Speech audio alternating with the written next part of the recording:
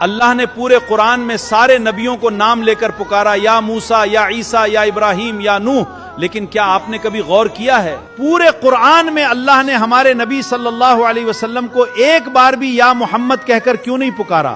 ذرا اس راز کو سمجھیے۔ میرے نبی نے فرمایا اللہ نے حضرت آدم کی ساری اولاد میں سے عرب کو چنا، عرب سے مضر کو، مضر سے قریش کو، قریش سے ہاشم کو، اور ہاشم کی ساری اولاد میں سے اللہ نے مجھے چنا۔ میں سب سے اعلیٰ خاندان کا ہوں۔ اب ذرا ایک مثال سنیے، جیسے ایک ماں اپنے چھوٹے سے بچے سے بے انتہا محبت کرتی ہے تو وہ اسے صرف نام سے نہیں بلاتی، وہ کبھی اسے چومتی ہے، کبھی سینے سے لگاتی ہے اور پیار میں کہتی ہے میرا چاند، میرا دلارا، میرا لال۔ ٹھیک اسی طرح میرے رب کو اپنے حبیب سے اتنی محبت ہے کہ صرف محمد کہنے سے اس محبت کا سمندر چھلک نہیں پاتا، اس لیے اللہ نے پیار میں اپنے حبیب کے کئی نام رکھے اور پکارا، میرا احمد، میرا حاشر، میرا طٰہٰ، میرا یاسین۔